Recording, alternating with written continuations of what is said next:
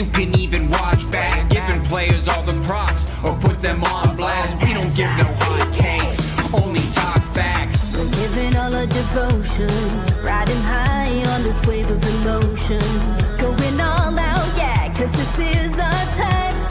No, ain't no stopping us till we reach the finish line.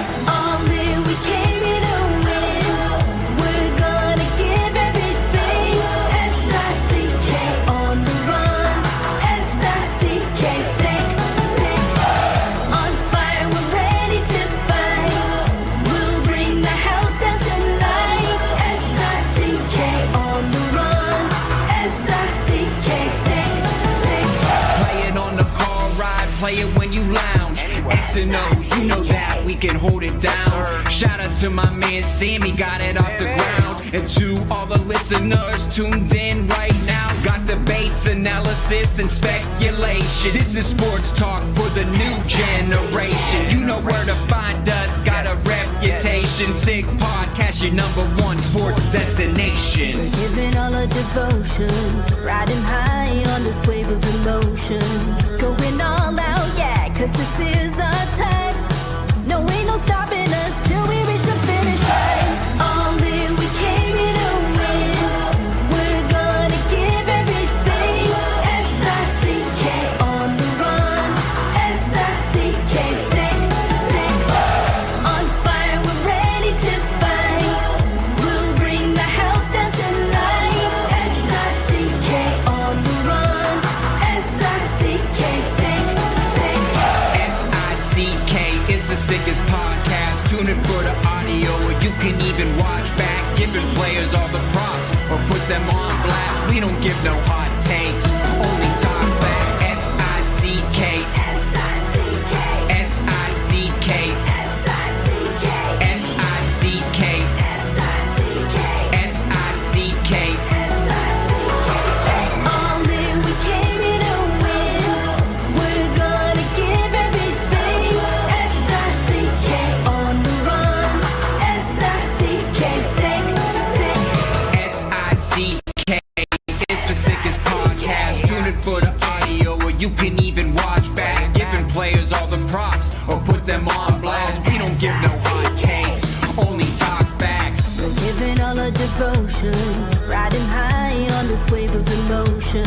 Going all out, yeah, cause this is our time.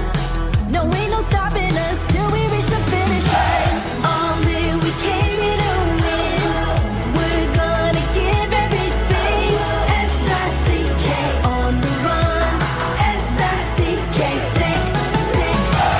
On fire, we're ready to fight. We'll bring the house down tonight. S-I-C-K on the run. S-I-C-K, sick. Play it on the car ride, play it when you lounge. X and O, you know that we can hold it down. Shout out to my man Sammy, got it off the ground. And to all the listeners tuned in right now, got debates, analysis, and speculation. This is sports talk for the new generation. You know where to find us, got a reputation. Sick podcast, your #1 sports destination. Giving all our devotion, riding high on this wave of emotion. Going all out, yeah, cause this is our time. No, ain't no stopping us till we reach the finish line. All in, we came here to win.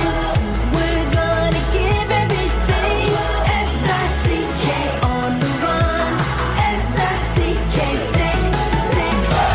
On fire, we're ready to fight. We'll bring the house down tonight. S-I-C-K on the run. S-I-C-K, sick. S-I-C-K is the sickest podcast. Tune in for the audio, or you can even watch back. Giving players all the props or put them on blast. We don't give no hot takes, only talk back. S-I-C-K, S-I-C-K, S-I-C-K, S-I-C-K, S-I-C-K, S-I-C-K. Turn up your volume. Because you're about to listen to The Sick Podcast. With Tony Marinaro. 55 seconds left in the penalty, a minute and 27 seconds left in regulation time. Boston 4, Montreal 3. Lafleur coming out rather gingerly on the right side. He gives it into Lemaire, back to Lafleur. Oh! The sickest Montreal Canadiens podcast. You're in the ball! Sports entertainment like no other. Rejoint, on lui fait perdre la rondelle, une passe devant. Et c'est le dégagement et ce sera la victoire des Canadiens. Coupe Stanley pour les Canadiens. Leur 23e de l'histoire. You found the dogs! John, you found the dogs! He found the dogs! And all together, they worked a young team to the top. And now, a 24th Stanley Cup banner will hang from the rafters of the famous Forum in Montreal. The Canadiens win the Stanley Cup. Brought to you by Energy Transportation Group. Driven to be different. La Vida Tibi. Embrace your true nature. And Playground, your premier gaming destination. It's gonna be sick. Marinaro on this Wednesday, October 23rd. How are you all doing? Wow.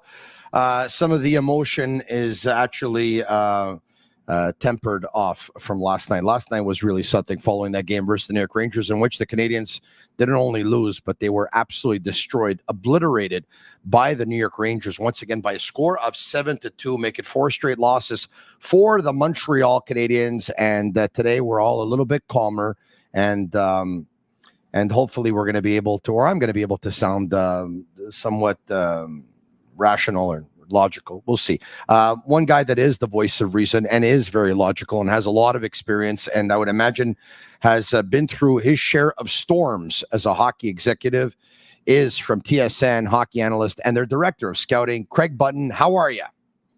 I am great, Tony. And yeah, you know, you talk about the excitement that the season began with the Montreal Canadiens, and you know, it feels like a real dark cloud after Tuesday night's game versus the Rangers, because it not only was a game where Montreal was really short, they were out of it 10 minutes into the game, and you know, sometimes your shortcomings show up, and what you have to do as a manager, Tony, and what you have to do as a management group and as a coach, you can't just kind of gloss over it. You can't make mountains out of molehills, but you got to start looking at areas that you got to significantly improve. And you know, here's the good news: the power play and the penalty killing last year, which was not very good, is good. So why don't we start off with a positive note? Power play and penalty killing much improved for the Montreal Canadiens to this point in the season. The Sick Podcast is brought to you in part by Energy Transportation Group, a leading full-service logistics provider serving all of North America, driven to be different. We have so many topics today, Craig. I don't even know where to start. Actually, I do know where to start, because you just talked about that power play and that penalty kill that going into last night's game had a total of 112.6. The penalty kill was second going into last night's game, and the power play was 13 going into last night's game. But Marty St. Louis, going into the game, said that before the game, that 6 games is not a big enough sample size to take a look at the data or the analytics, doesn't really pay attention to them because it's too small of a sample size. And he said, guys, really, I don't pay attention to that. I don't look at that. But at game 15, then I'll be looking at it thinking that what I'm seeing is reality, because what I'm seeing right now after 6 games may not be reality. It's too small a sample size. Your thoughts? Okay, so if you're trying to lose weight, Tony, okay, and you know, and you start trying to change your exercise routine, and you try to change your diet, right? And you get to the end of week 1 and you go, geez, I've lost 2 pounds. Are you going to say that's not a big enough sample size, or are you going to celebrate it? And then you get to the end of week 2 and you go, wow, geez, I'm down 4 pounds. Are you going to celebrate that you've gone 2 weeks now with some progress? Or are you going to wait till you're 6 weeks in? I don't think it's right for Marty St. Louis to do that. Listen, your power play and penalty kill were at the bottom of the league last year. You've made progress to this point in the season. I'm not saying to make big, wild proclamations about your thing, but you better celebrate some progress, because there's other areas where they haven't progressed. So I don't like that answer from Marty St. Louis. I think it's the wrong answer. I love the way you actually looked at that, and you said, okay, if you want to lose weight, Tony, and definitely I do. It's been the story of my life. But that's a good one. But when you said, if you lose 2 pounds after week 1, you're going to celebrate. Now, I would say not only yes, but I would also examine what I'm doing and saying, okay, I have a winning formula here. Let me keep it up. And if it ain't broke, don't fix. Like, you know what? Let's keep on doing it. And so that's something that we can add to the analogy of that you just gave, is that you take a look at what's working for you, right? And you say, okay, let's keep on doing what's working. And so I was a little bit surprised that he gave that answer. I have to tell you that. I was a little bit surprised. I've been a little bit surprised of several things. Like yesterday, he was calm during the game. He was calm throughout the entire game. He was calm after the game. And look, I'm not saying that he has to go off like Mike Keenan or John Tortorella or Le Tigre, Michel Bergeron, or Mike Keenan back in the day. But I'm trying to look for ways where he can get the attention of his players. And the problem that I have is not that they're losing just because the problem that I have is that I don't see a sense of urgency. I see, and I'm sure they're not happy that they're losing, right? Nobody's happy that they're losing. But I don't see a sense of urgency to kind of turn it around. There's this, hold on a second. We're 7% into the season. There's an entire season, rebuilding team. Yeah, we're a little bit young, and I wish there was more urgency. Yeah, and Tony, I know what you're saying, and I see the same thing, and I hear the same things. So you know where the Montreal Canadiens find themselves, like I think is clearly in the rebuild. The rebuild isn't over. They're still building, and they're trying to build on that and put the blocks in place to continue on. And certainly, when you watch the Montreal Canadiens play, it can't, like, you have to celebrate advances. Like to your point, you have to. You use the term winning formula.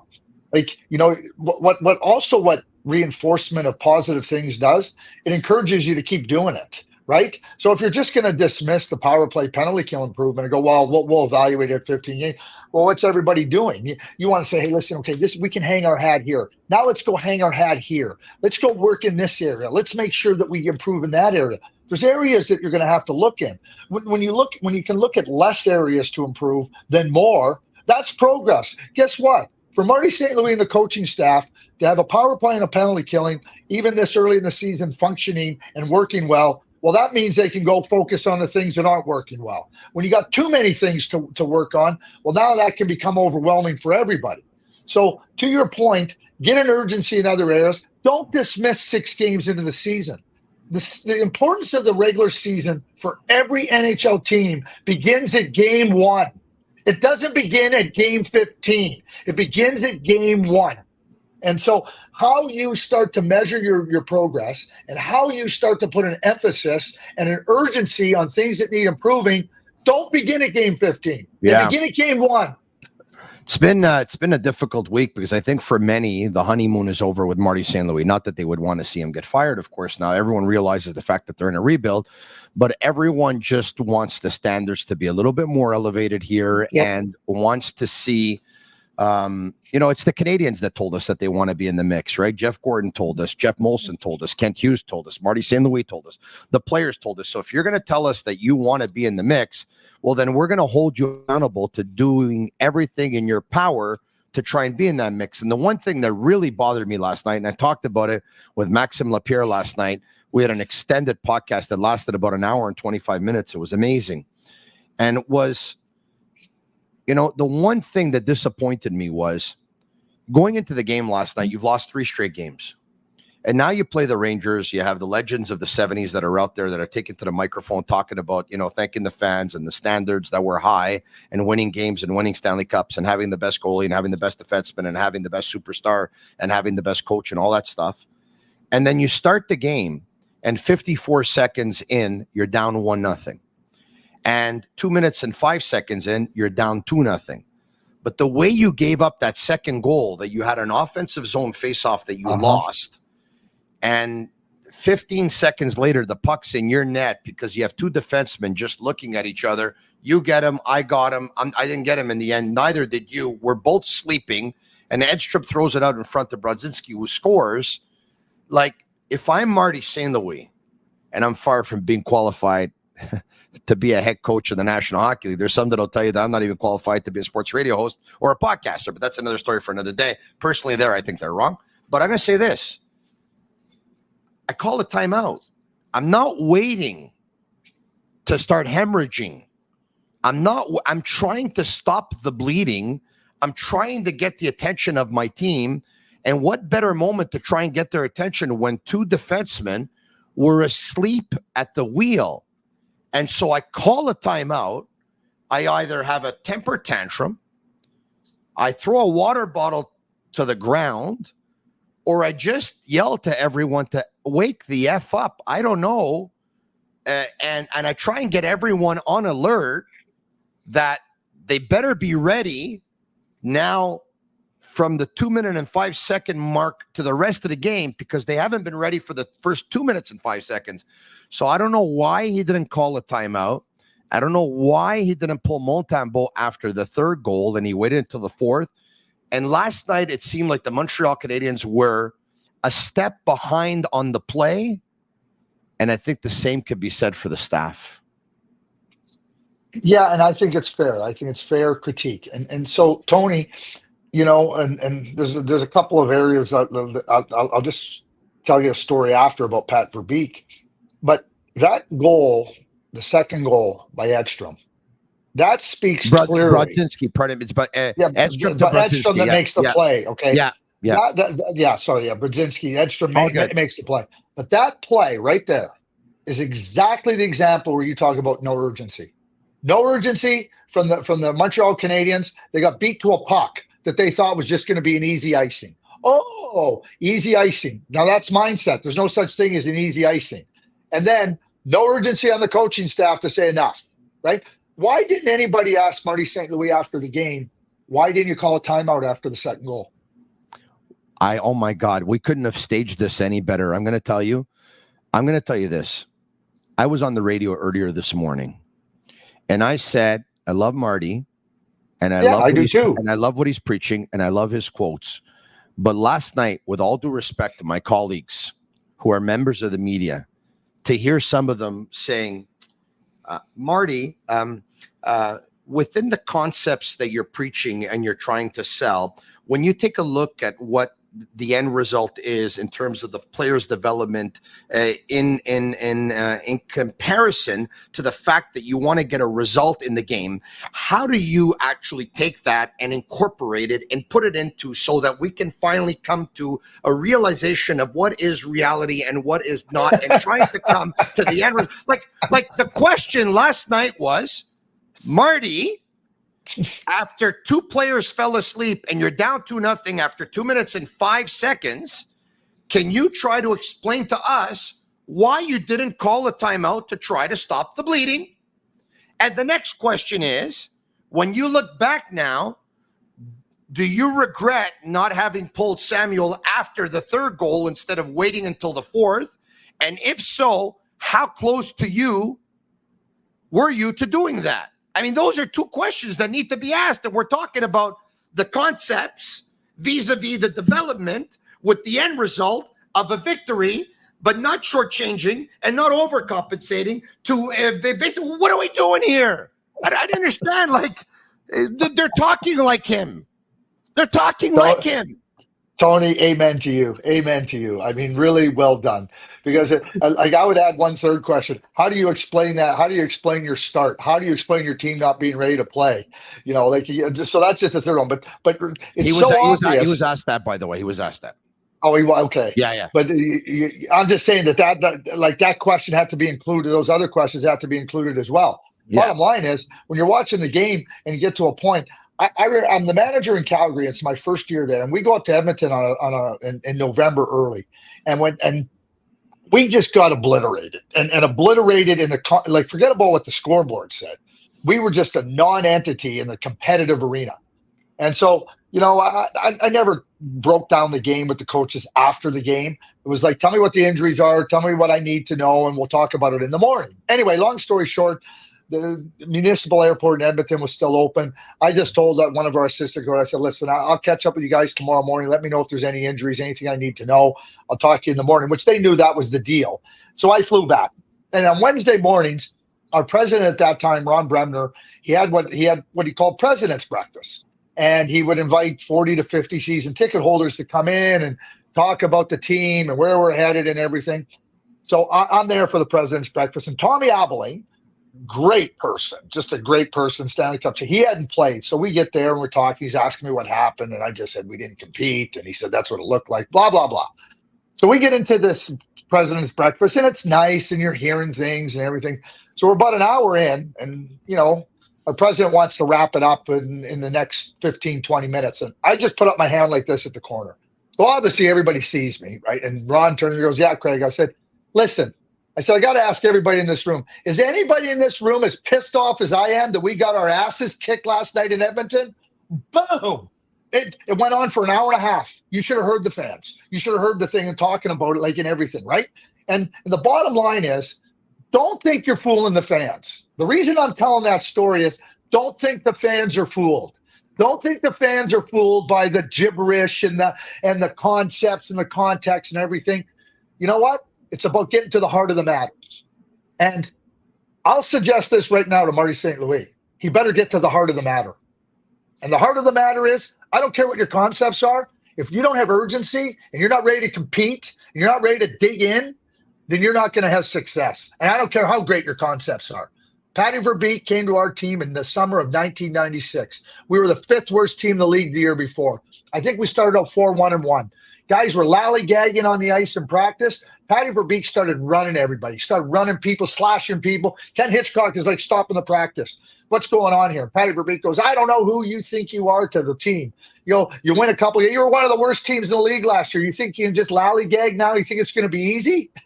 Setting the tone competitively is what needs to happen for the Montreal Canadiens, in my view, right now. Wow, he was a real one then, eh? Patty Verbeek? Patty was unbelievable. One of the, I'll tell you what, there's competitors that were as good as Patty. There were none better, ever. Wow, that's unbelievable. You're listening to the Sick Podcast and brought to you in part by Fruiterie de Lard, a family-run business, a mainstay in beautiful Villa Sal community since 1995. And I can tell you folks that I've been going there since 1995. They're proud to continue offering the same fresh foods and flavors they have for the past 30 years, from fresh fruits. I love going to pick up my cactus pears there and my yellow watermelon, to name a few. And produce delivered daily to an ever-expanding assortment of deli meats. Capicola Fontina Dolce, Capicola Fontina Forte, Mortadella San Daniele, and Prosciutto Parma.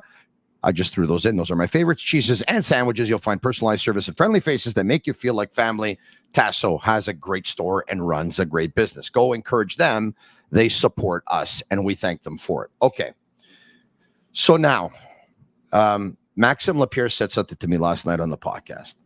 He talked about the one glaring thing in his eyes, and there's so many, by the way, but he chose one, and I chose one. And so I'll get to both of them.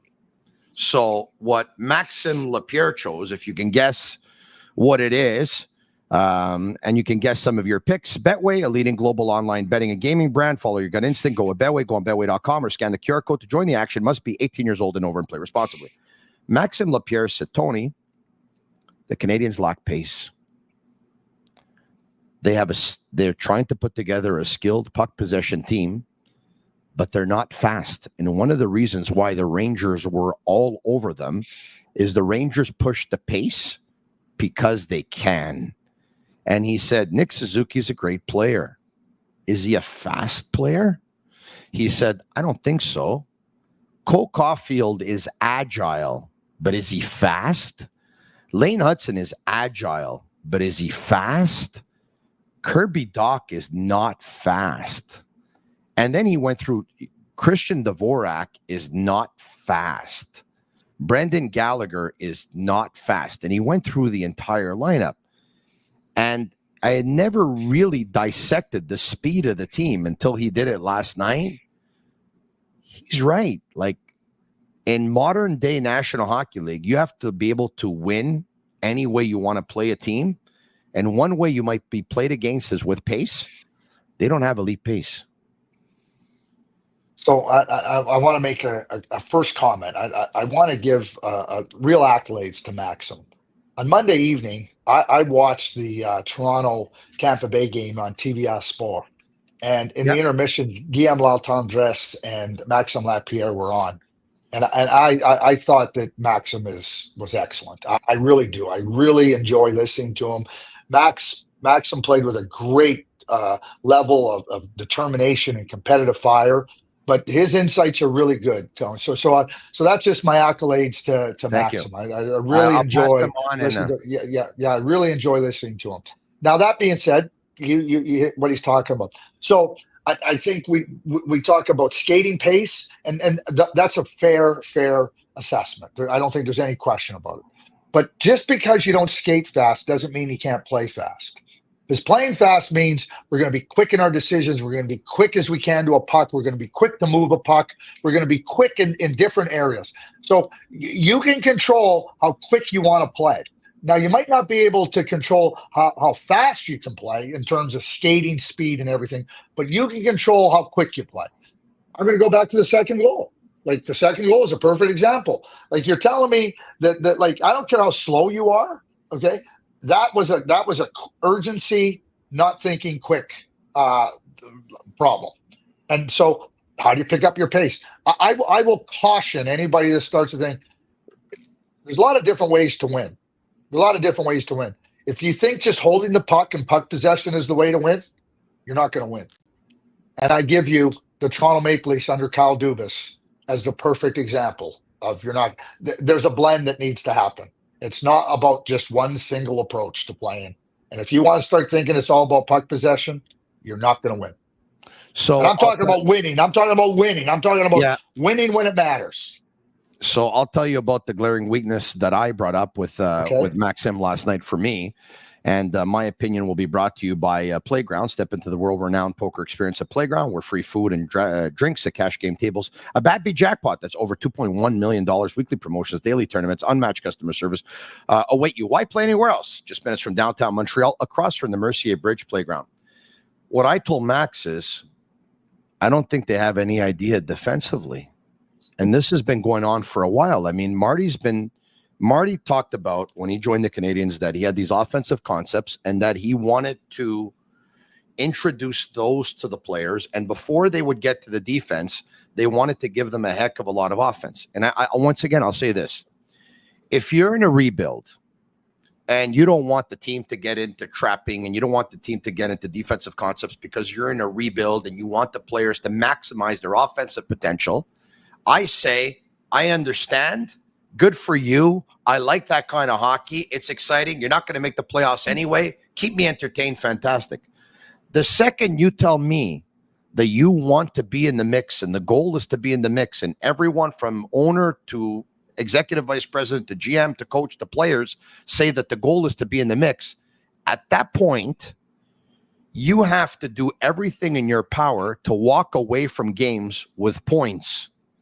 And that means identifying a superior opponent, recognizing that if you open up the machine against them, chances are you're going to lose, and finding a way to shut them down to give yourselves a chance to win. So I don't understand the way they play defensive hockey. And once again, if you're rebuilding, okay, but if you want to be in the mix, they need help. They don't have a defensive tactician behind the bench. And I said this before, and I'm going to die on this sword. If you want to keep on saying you're rebuilding, fine. But if you want to be in the mix, you need to add a complement to the staff, or someone that can add to Marty's staff whose strengths aren't Marty's strengths. Right? So Marty's strengths aren't. Alain Vigneault had Dave King, right? And Scotty Bowman had Barry Smith.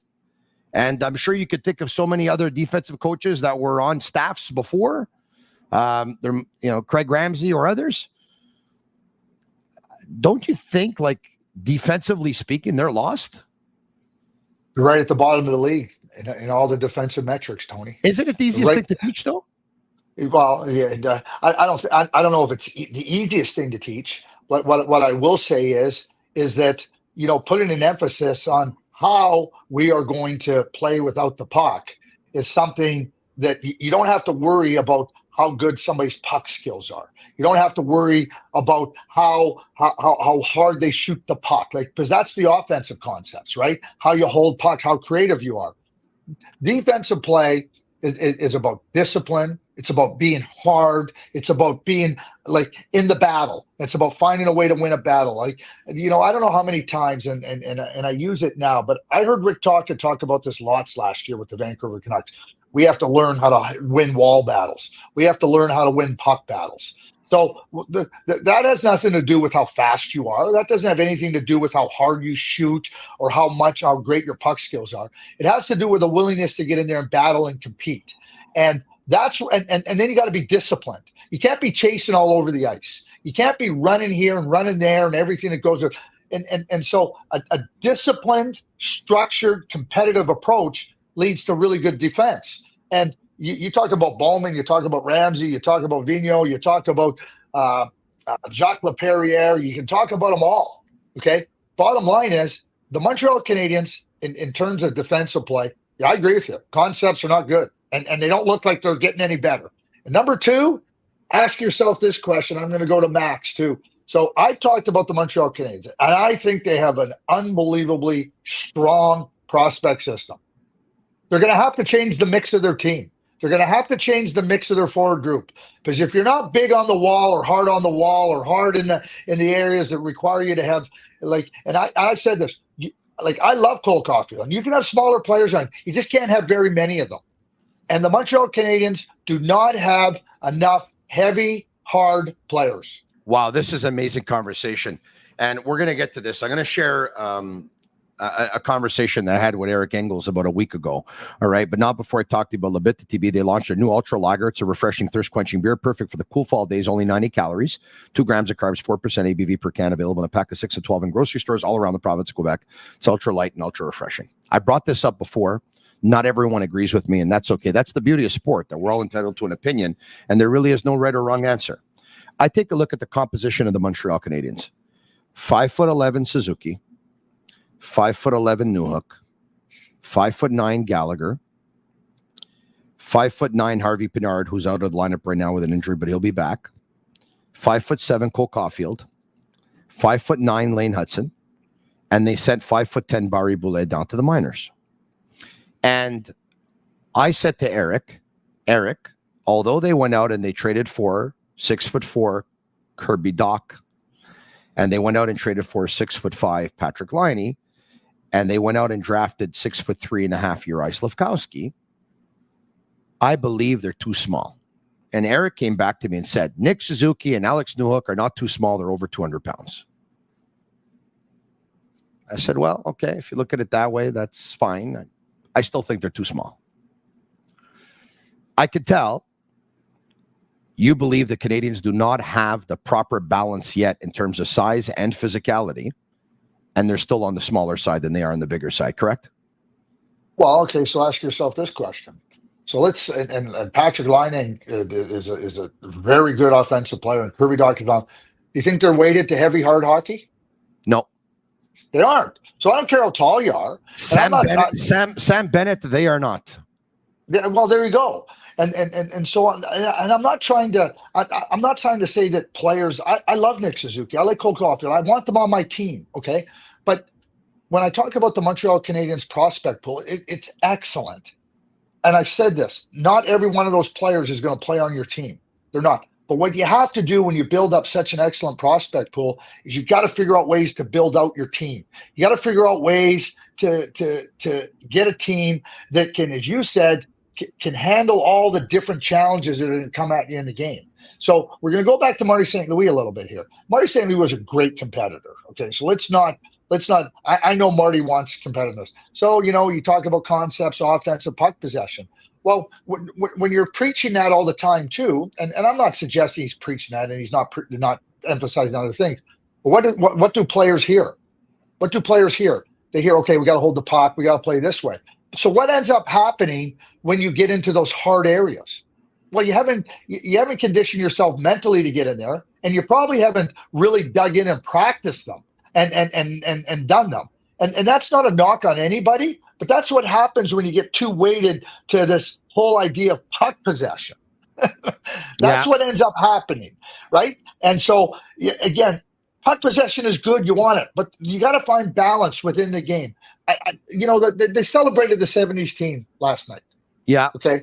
On Tuesday night. I talk about it all the time. The second line was Lambert, Risebrough, and Tremblay. And the third line in those years was Gainey, Jarvis, Jimmy Roberts. Like, that was your second and third line. And then we know they had Lemaire and Lafleur and Schutt and Mahovlich. We know what they had. And you know what? They were a hard team to play against. And guess what? The Tampa Bay Lightning had all the skill. And you know what? They got dusted. And what did they go and do? They said, we need more Eric Chernak. We need more Blake Coleman. We need more Barclay Goodrow. We need more Yanni Gourde. They had Yanni Gourde. That's when Tampa Bay turned the corner. And Montreal better take a page out of that playbook at some point in time to understand what it's going to take to be a successful Stanley Cup contender. Craig Button, I don't know if you're reading my mind today. Honestly, I'm telling you, we couldn't stage this any better because I have so much on my chest, and I was just going to talk about a couple of lines in the National Hockey League. Not before I talk to you, though, about secure payment. Fall's the perfect time to start a new job. Unlock your potential with secure payment with the K Experts. Secure is the highest paying English-speaking call center in the Montreal area. That's right. This job is English only. Would have been perfect for Randy Cunnyworth when he was here. No French required, which we know is next to impossible to find here in Montreal. They're always growing the team, and with two great locations, downtown Montreal and the West Island. Secure offers a fun and unique culture with great earning potential. No experience necessary. 2 ways to apply. Either head over to life@secure on Instagram and tap apply now, or text apply now with your name and phone number to 514-909-8344. Come work at Secure. That's Secure with a K. Apply today, start tomorrow. Craig, I am, and I've said this before, and I'm going to continue to say it.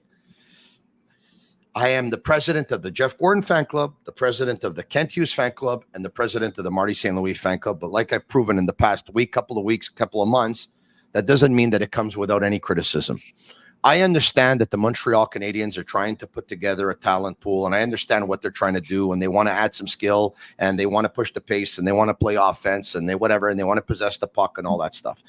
I am from the school, and I could be wrong, but I don't think I am. I am of that 70s school and that 80s school, because you talked about the line of Gainey with Jarvis and Jim Roberts, and I could talk to you about the line in the 80s with Gainey with Carbonneau and Chris Nyland, for example, right? Yep. And you talked about the line of Tremblay and Risebrow and Lambert, and I could talk to you about the line of Skrulin, McPhee, and Claude Lemieux, right? I am of the school that you have 2 offensive lines, you have a shutdown line, and you have a forechecking energy line that gives you the momentum, okay? Now, the Canadiens they're short on depth, okay? I'm going to bring up a line for you. They play for the Winnipeg Jets. Adam Lowry, Mason Appleton, and Nino Niederreiter. They're their third line. I'm going to bring up a fourth line for you. They play for the Boston Bruins. Kastelich, Kopke, and Beecher. That's a prototypical third line and a prototypical fourth line in the National Hockey League.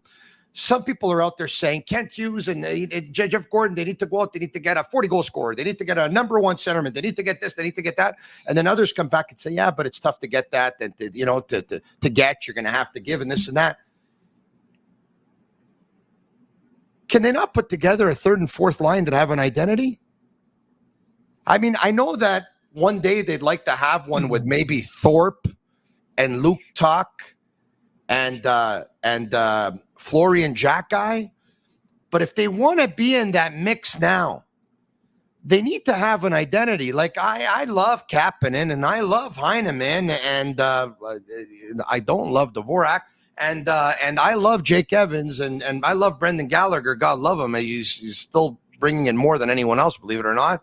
And Josh Anderson, well, I'm not crazy about him, but that third line and that fourth line, I told you, like, do you have to give up the moon to go out and get players like that? Do you? Well, I can't answer if you have to give up the moon. What I will say is that I'll say a couple of things first. The line of Nino Niederreiter, Adam Lowry, and Mason Appleman might be the best third line in hockey. They are unbelievable in the way that they make life uncomfortable every time they're out on the ice for opponents. You talk about the fourth line for Boston. Last year, when you look at the Florida Panthers in the year before the Vegas Golden Knights. So who did the Vegas Golden Knights have on their fourth line? I'll tell you who they had on their fourth line. They had William Carrier, Nicolas Roy, and Keegan Kolesar. Like, you think you get a chance to rest? Last year in Florida, it was Nick Cousins, Orion Lomberg, Kevin Stenlund, and Kyle Okposo. Like, there was no chance to rest. There was no chance to be able to do those things. So to your point, you mentioned and again, Winnipeg, who are undefeated. That the model's not going to change, because there's two things that you can have. You can have skill deep down in your lineup because your salary cap can't afford it. Like, it would be just, you'd fall into it because you had 4 draft picks on entry-level contracts, all boom at the same time offensively. So you can have it because it's just not, it's not feasible. It's not possible with the salary cap. So when we talk about that, and we talk about, trying to be hard and heavy and in those areas, that's exactly. So when you tell me how hard it is, right? I give zero latitude when I hear managers or anybody that says, well, it's hard to make a trade. Oh, it's hard to do this. You know what? The managers get paid a lot of money. Don't tell me how hard it is. If you're going to keep telling me how hard it is, I'll get somebody else to do the job. Your job is to improve the team and to find ways to improve the team. You think it's easy? No, it isn't easy. I know it's hard. Don't tell me how hard it is. Do your job. Craig, in ending, I mean, this can go on forever, actually. A shout out to Pole Montreal. PEAU Montreal.com is the website, at Pole Montreal on Instagram. Whether it's the latest cosmetic technologies for laser services, injections, fillers, body contouring, facial treatments, 2 locations, Dr. Manish Khanna. One is in downtown Montreal. The other one is on the West Island. Pole Montreal. You have to check them out. Give them a call at 514-989-7328. John down the number. You can give them a call tomorrow morning or tomorrow afternoon. You brought up Le Petit Tigre. So I got a Le Petit Tigre story, which I love telling. I love this guy, by the way. Yeah, how can you not? Well, we do TV together at TVA Sports, and I have to tell you, these are things that I'm going to cherish for the rest of my life. He usually gets there like an hour before he's on air. And so he's got a lot of time to kill in the hallways, and he sits down and he talks hockey he's never tired of talking hockey, right? We share some stories off air. Like he shares stories with me. It's got no price to some of the stories that he gives me. It's amazing. And he says them he remembers everything like this. It's unbelievable. Passionate, right? Like, Michelle is passionate. It's not was passionate, is passionate. So my dad's running Central Scouting, and it's the 1976-77 season. Mike Bossy is in his draft year. And so Laval, where Mike played, they were a middle-of-the-pack team. Trois-Rivières was a top team, and they were tough, and they were hard, and Michel was the coach of that team. So I was 13, 14 years old, somewhere in there, and I knew the Bossy family. The Pat had coached me, and been around them and everything. So and Mike was a heck of a player. So I tag along with my dad to Trois-Rivières one day to go to a game to watch Laval play. Trois-Rivières wins. I think Mike has 3 or 4 goals, like he usually did. And my dad says, I got to go down and see Michelle after the game. So we go into the coach's office, and, Michelle, hey, Jack, how are you? Talks, and they go back and forth. And so they start talking about Bossy. And so so Michelle stands up. He goes, Jack, I tell you what, he says, you can hit that guy right on top of the head with your stick. He will still score 3 goals. Michel was a competitor. Yeah. He was a smart coach, and he respected what other players, good players, brought to the game. And I think that nothing has changed for Michel in that regard. Speaking of which, there's some people that respect Jacob Trouba as being the hardest hitting player in the National Hockey League. And look, I think it's an art that he has absolutely mastered. This guy not only hits, this guy hits like a truck. I think he's one of the hardest hitting. I think he's the hardest hitting defenseman the National Hockey League has seen since Scott Stevens. I'm not going to dispute. And you know who might be the second hardest hitting defenseman in the National Hockey League? His right side compatriot, Braden Schneider. Yeah. No, he hits like a truck too. And anyway, last night, unfortunately, the Trouba train made contact with Justin Barron. Montreal Canadiens fan base was up in arms. They're going crazy. Everyone's upset. The Trouba wasn't penalized for it. Mike Matheson stepped in, dropped the gloves. He fought Jacob Trouba and was kicked out of the game. Justin Barron was out of the game. He got up with a bloody nose. He looked groggy. The Canadiens have announced that he's day-to-day. By the way, let's bring up this statement from the Canadiens, or this press release from the Canadiens, or an update from the Canadiens, medical update. Earlier today, Yoel Armia, Christian Dvorak, and Mike Matheson, therapy day, as well as Justin Barron, who's got an upper body injury, and he's day-to-day, did not participate in today's practice, all right? Everyone has a take on this. We know the National Hockey League has a take. For the National Hockey League, it was legal. No supplemental discipline for Jacob Trouba. But once again, here in Montreal, people are going absolutely crazy. How did you see it? Textbook body check. And you just nailed it on Jacob Trouba. I want to give big time platitudes to the officials who in real time deemed it a clean body check because they didn't give a penalty. They didn't give a penalty. Not only did it not warrant a penalty, it doesn't warrant supplemental discipline. And it's a hard hit. And Jacob Trouba delivers hard hits. There's nothing in the rule book that says you can't deliver a hard hit. There's nothing in the rule book that says you can't go right through a body and come through with force. But there are rules in terms of how you do it. And if you go back and watch that play, Jacob Trouba, to me, it was textbook. Arm in, down, leverage, doesn't launch, comes right through the upper body, and it's an unfortunate outcome for Justin Barron. And I get why fans are upset, and I mean, they see it through that lens, and somebody will show you a still picture and said he made contact with the head. No, he didn't. He made contact with the upper body, and in that type of a play, as the rule book outlines, you're allowed to come through. And that's what happened, and it's unfortunate for Justin Barron. And I have no problem. Michael Matheson says, hey, listen, you're not going to take advantage of my teammate like that, and you trust Michael Matheson to make those decisions in real time. But there was nothing that was illegal about that check. Nothing. Okay, so here's the problem I have, and I agree and disagree with you. All right, so here's my take for what it's worth. I think Jacob Trouba is going in with the shoulder to catch Justin Barron in the chest. That's the way I see it, okay? Justin Barron had his head down at one point, wasn't aware of his surroundings and obviously who was around them, because the one thing that should be up on the board is keep your head up when Trouba's on the ice. I don't know if they saw the memo. They clearly know about it now. The problem that I have is I find, and you saw it differently, and that's okay, that when Barron put his head down on the follow-through, I find that he's making contact with the head. Now, maybe I'm right, maybe I'm wrong, maybe you're right. But I think lost in all of this, which is what we should talk about, is clarity on a rule. You can ask 1,000 people today if they think it was legal or illegal, and it'll probably be split down the middle, and maybe it won't be if you do the poll outside of Montreal, because outside of Montreal, you're probably going to get 90% that'll tell you it's illegal, and maybe outside of Montreal, you'll probably get 90% tell you it's legal. But I don't understand about the clarity of the rule. Every time I see a player deliver a hit to another player, some believe it's a headshot, some believe it's not. And I think you just have to make it a lot clearer. The other problem I have, and I'll give you a chance to answer, is I got a phone call today from a gentleman that here in the Belle Province we call Le Baron, the Baron, Alain Chantelois. And Alain said to me, he said, Tony, I have just one question for you. And it's a hypothetical, but I'll ask you anyway. Just tell me what you think, even though we don't really have the answer. I said, sure, Baron, shoot.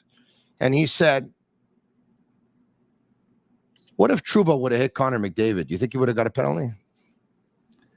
I said, I don't know. He said, no, tell me what you think. It's hypothetical, I know. I said, if he would have hit Connor McDavid, I think he probably would have got a penalty. I wouldn't even be surprised if he would have got suspended. Yeah. I don't know if I'm right in thinking that. I don't think I am the only hockey the only person to think that, and I don't know where you stand on that, but if we're thinking that he probably would have got a penalty if it's Connor McDavid, then there's something seriously wrong. He wouldn't have got a penalty if he hit Connor McDavid. You don't think so, eh? Interesting. Listen, and the rule's clear. The rule's very clear. It wasn't charging. It wasn't elbowing. The head was not the principal point of contact. The rule very clearly lays out that you can make head contact if you come through the body. That's the unfortunate part. Now, if we want to change the rule to say that you can't come into head contact after you come into contact with the body first, that's fine. We can have that discussion. But in terms of the rule, it is as clear can be. Now, is everything like absolute? No, it isn't. Okay. And that's where I give the officials in real time. When they saw that play, they said no penalty. They weren't calling a penalty. And that is the clarity. And they continue to work on trying to make it clear. No charging, no elbowing, no high sticking, and the head was not the principal point of contact. Therefore, textbook body check. Outcome for Justin Barron. Yeah, you don't want to see a player get hurt. Nobody does. But that the way the rule's written is very clear. Now, I will tell you this about the Department of Player Safety. Yeah. And we can disagree with the Department of Player Safety. Department of Player Safety, the first thing they look at is the play. They don't look at the player. They look at the play. And I know people don't want to believe that, and they bring in these hypotheticals. If it was Connor McDavid, if it was Bobby Orr or whatnot, like the bottom line is they look at it and they say, does that warrant supplemental discipline? And when they look at the play and then they say, okay, who delivered the check? Were they targeting the player? Was there something that had happened earlier? Did somebody go after him? That's when it'll come in. But if the play is legal, it doesn't matter who got hit. What a podcast tonight. Craig Button, thanks so much for your time. As usual, I mean, I think it was awesome stuff tonight. And I'm sure all the listeners and all the viewers would agree. Thank you, Craig. And let me just tell you this. I gave some accolades today to, love Michel Bergeron, gave accolades to Maxime Lapierre. I'm also giving accolades to you, Tony. You were terrific. Thank you very much. And I give them back to you. I don't have to tell you you're terrific. You know it, and everybody knows it already. But I thank you for telling me. Thank you so much, Craig Button. Yeah, thanks. Marinaro, the Sick Podcast, brought to you in part by Energy Transportation Group, by Bittt to Tibi, by Playground, by Fruiterie de Lard, by Betway, by Secure Payment, and by Po Montreal. And special thanks to all of you for watching, all of you for texting, all of you for messaging, all of you on YouTube, all of you on Facebook, all of you on Twitter. Don't forget to subscribe to our YouTube channel. It's very important. And once again, for those of you who want to drop by and watch a game with me, and I've been told I'm not going to be the only one that's going to be there, and I'll tell you in due time who will be there with me. But next week on Tuesday, I will be at Winnie's at Sir Winston Churchill Pub, 1455 Crescent Street, for a watch party and later a post-game show. The Montreal Canadiens host the Seattle Kraken Tuesday night. Come watch the game with me. I'll be there. We could sit at the same table. Some of you could sit to my left. Some of you could sit to my right. I'll talk to you, and I'll treat you like I've known you all my life, because that's just who I am. And I look forward to seeing all of you there. A lot of you there in big numbers. Like, we've established a very strong Sick community, and we've been talking about coming together for some time. Here's an opportunity for a lot of you to drop by, watch the game, and then I can put a face to a name, and then you can introduce yourselves to everyone else that you usually chat with, and we're part of this big community, and we're in it together. Thank you so much. For Shane Gaumont and Master Control, all behind the scenes, thank you so much, Shane. Couldn't do it without you. We'll be back tomorrow night, same time, same place, The Sick Podcast. Ciao for now. And that's a wrap. Hope you don't miss us too much until next time. Follow The Sick Podcast with Tony Marinaro on YouTube, Instagram, Facebook, Google Play, and Apple Podcasts. The Sick Podcast is brought to you by Energy Transportation Group, driven to be different. LaVie.tv, embrace your true nature. And Playground, your premier gaming destination.